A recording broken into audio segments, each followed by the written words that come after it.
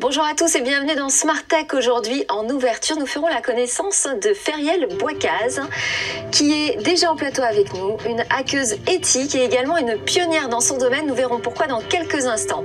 Et puis au cœur de cette émission, nous plongerons dans les coulisses de Wikipédia, version francophone. Alors comment naissent, grandissent, évoluent les articles? Ce sera ce que va nous expliquer Rémi Gerbet, qui est également avec nous autour de cette table. Selon quel processus et organisation fonctionnent les contributions sur Wikipédia France.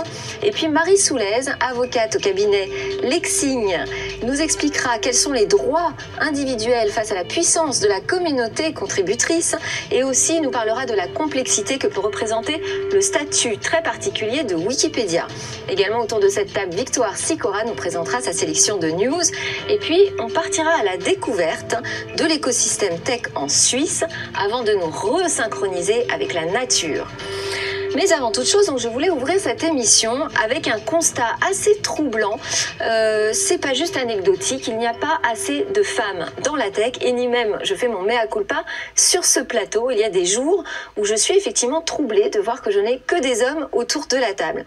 Alors de la même façon que j'essaye de travailler la diversité des sujets, que j'essaye de partir dans de nouveaux pays, d'ouvrir de nouveaux horizons, eh bien, je vous garantis que je travaille aussi à élargir mon carnet d'adresses pour diversifier les regards, diversifier les postures sur les sujets que nous traitons.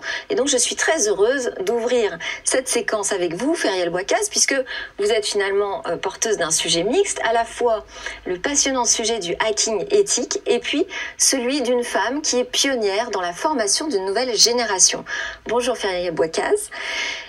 Plus précisément, vous êtes enseigneuse, chercheuse en cybersécurité à l'EFREP Paris, qui est l'école d'ingénieurs généralistes du numérique. Et donc, vous êtes la première femme CEI. CEI, ça veut dire Certified EC Council Instructor. En France, je précise que c'est une première en France. C'est-à-dire que vous êtes habilitée à faire passer, à former et à faire passer la certification Ethical Hacker. Alors, qu'appelle-t-on déjà un hacker éthique ? Bonjour. Alors, un hacker éthique, c'est un hacker qui va chercher des failles dans un système d'information, mais pour de bonnes intentions. Donc, il va se mettre dans la peau d'un hacker malveillant, mais dans le but de se prémunir des attaques, justement. Et en quoi consiste la certification d'hacker éthique? Qu'est-ce qu'elle veut dire, cette formation? On apprend aux gens à pirater des systèmes d'information? Alors, on apprend aux gens à trouver des failles. Donc, on apprend aux gens les principales menaces qu'on a dans les systèmes d'information, mais aussi les contre-mesures à mettre en place, justement, pour éviter de se faire attaquer. Et donc on apprend aussi des règles de droit, j'imagine, sur la manière dont on peut pénétrer un système d'information et sur les procédures à mettre en place. C'est une formation qui est récente ? Alors, c'est une formation qui a vu le jour en 2003, mais qui est mise à jour de manière permanente. Elle en est à sa 10e version aujourd'hui. Donc, des mises à jour, de nouvelles thématiques ajoutées, donc des thématiques plus récentes, mais aussi donc, des mises à jour du contenu. Et comment expliquez-vous, Feriel Bouakaz, que vous êtes la première femme en France à avoir cette certification? Alors, je n'aurais pas une explication précise à ça. Le fait est que je ne savais pas au départ que j'étais la seule femme à prétendre à ce titre.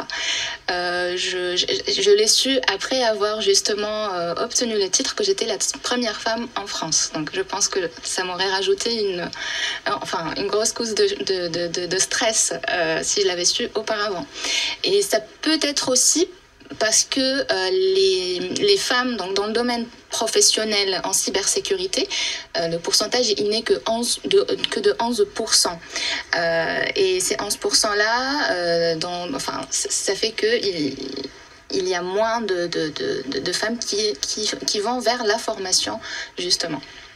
Et alors, qu'est-ce que vous avez comme message à faire passer auprès des jeunes étudiantes que vous avez, vous, en classe ou qui ne sont pas encore dans votre école?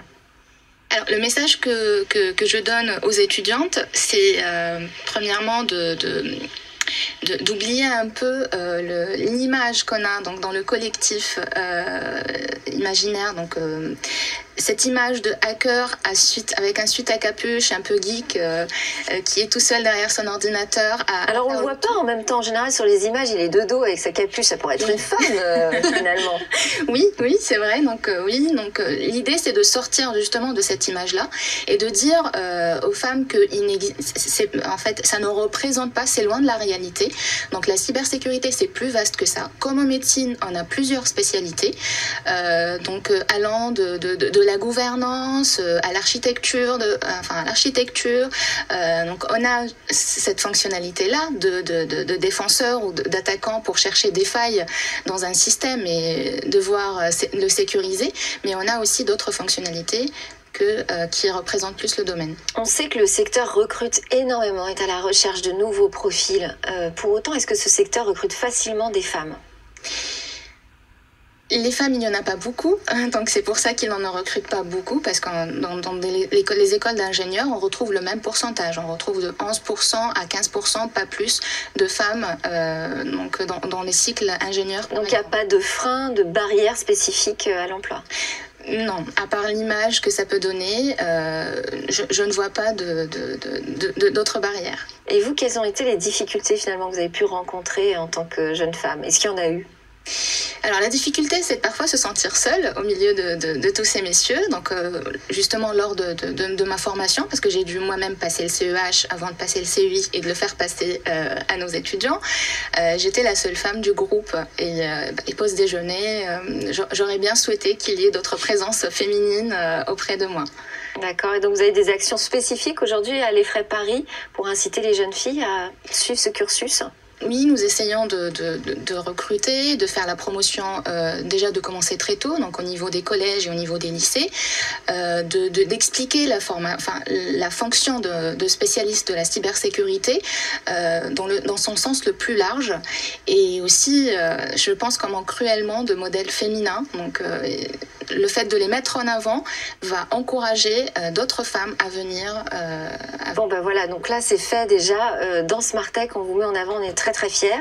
Et j'espère que ça inspirera beaucoup d'autres jeunes femmes. Marie Soulès, vous, dans le métier que vous exercez, il y a plutôt pas mal de femmes. Alors nous, on vit pour autant, sur le secteur numérique, enfin en tout cas dans la spécialisation numérique, comment ça se passe ? Alors, c'est vrai que nous, il y a énormément de femmes dans les écoles. Aujourd'hui, je crois qu'il y a près de 70 ou 80% de femmes. Dans les facs de droit ? Dans les écoles d'avocats. D'accord. Dans le numérique, toute la partie informatique, effectivement, est plutôt masculine. Et d'ailleurs, on le voit, on a des experts qui sont souvent des hommes. Je crois que j'ai jamais travaillé avec un expert qui soit une femme. Sur la branche plus propriété intellectuelle numérique, c'est assez féminin. On a un équilibre, voire une prise de poste par les femmes assez forte. Merci à toutes les deux. On enchaîne avec les news qui ont retenu l'attention de Victoire Sicora. Alors, côté business, on a Huawei, TSMC. Voilà, c'est un mariage qui se termine mal. Oui, c'est lors d'une conférence avec ses investisseurs que TSMC, le premier fabricant mondial de semi-conducteurs, a annoncé ne plus livrer Huawei depuis déjà 2 mois. Depuis mai, Washington interdit en effet à tous les fabricants de semi-conducteurs qui utilisent des technologies américaines de fournir Huawei, sauf dérogation spéciale bien sûr. Cet embargo a mené à la suspension des relations commerciales entre Huawei et TSMC. Ce qui plonge Huawei dans une situation complexe. Oui, parce qu'après Qualcomm, Broadcom et Intel, le retrait de TSMC oblige Huawei à repenser entièrement sa chaîne d'approvisionnement. Alors, vous nous avez parlé la semaine dernière de la cyberattaque énorme contre Twitter. Il se pourrait que le hacker n'ait que 21 ans. Oui, 130 comptes Twitter ont été hackés en faisant la promotion d'une arnaque au Bitcoin la semaine dernière, allant même jusqu'à tromper les propres salariés de Twitter. Une cyberattaque conséquente, donc, qui aurait été menée par un Britannique de 21 ans seulement. C'est le journaliste Brian Krebs qui est remonté jusqu'au jeune Britannique. Qu'est-ce qu'il aurait trahi ? Tout d'abord, il a déjà été soupçonné à de nombreuses reprises pour des arnaques autour du Bitcoin. Mais pour le journaliste, c'est surtout l'utilisation du SIM swapping qui permettrait de remonter jusqu'au hacker britannique qui pourrait se cacher derrière le surnom de Plugwalk Joe. Pour rappel, le SIM swapping consiste à voler le numéro de téléphone portable de quelqu'un, par exemple en contactant votre service client et en se faisant passer pour vous. Vous travaillez là-dessus, Feriel Bouakas, sur ce type de hacking ? Le SIM swap, c'est-à-dire la récupération. En fait, on appelle le service client, on se fait passer pour la personne et puis on récupère toute la carte SIM, en fait. Alors là, c'est la preuve que dans la sécurité, le maillon faible reste l'être humain.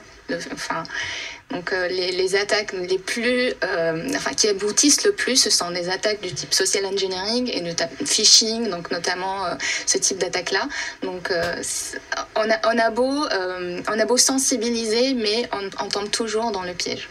Ouais, et puis, donc au-delà de la pédagogie, il faut aussi se poser la question de l'organisation chez Twitter, puisque la faille, elle est arrivée aussi par les personnes qui ont des accès vraiment privilégiés au contenu des comptes Twitter, de grandes personnalités notamment. On enchaîne avec la news sur KFC qui nous prépare des nuggets imprimés en 3D. Et oui, face aux enjeux écologiques et éthiques du secteur, KFC se tourne progressivement vers de nouvelles méthodes de production. KFC travaille en collaboration avec 3D Bioprinting Solutions, une entreprise russe spécialisée dans l'impression 3D. Le but, créer du poulet synthétique à partir de cellules de poulet et de plantes. Et donc c'est vraiment de la 3D, on n'est pas juste sur de la production de cellules par quantité. Quel est l'objectif au final à terme? Oui, c'est bien de la 3D à terme. L'idée est d'éviter l'élevage surintensif. Côté soft, Sony a tenu à démentir des fuites à propos de sa nouvelle console. Comme beaucoup de nouveautés attendues, la PlayStation 5 a fait l'objet de bruits de couloir et de rumeurs. Un analyste avait notamment mentionné sur Twitter la possibilité d'un lancement surprise, information qui avait engendré des queues anormales devant les boutiques. Et alors quelle est la réponse de Sony? Alors Sony a assuré que l'annonce de la PS5 se ferait de manière officielle et en amont de sa mise sur le marché. Science, dans les abysses, des poissons absorbent toute la lumière pour se rendre invisibles. Oui, c'est la toute dernière découverte de biologistes américains qui ont étudié de plus près 16 espèces différentes de poissons d'eau profonde. La peau de ces poissons est capable d'absorber, attention, 99,95% de la lumière, ce qui les rend complètement invisibles. En plein jour, on ne peut distinguer qu'une vague silhouette. Vous vous demandez pourquoi on ne s'est pas intéressé à eux avant, Eh bien, tout simplement parce qu'il est impossible de les prendre en photo. Et qu'est-ce qui leur donne cette noirceur absolue? Alors, c'est dû à un pigment biologique qui est présent chez l'homme, la mélanine, mais chez eux, elle est présente dans un agencement très spécial. Merci beaucoup Victoire, merci Feriel Boicaz d'avoir été sur ce plateau. C'est l'heure de passer aux coulisses de Wikipédia.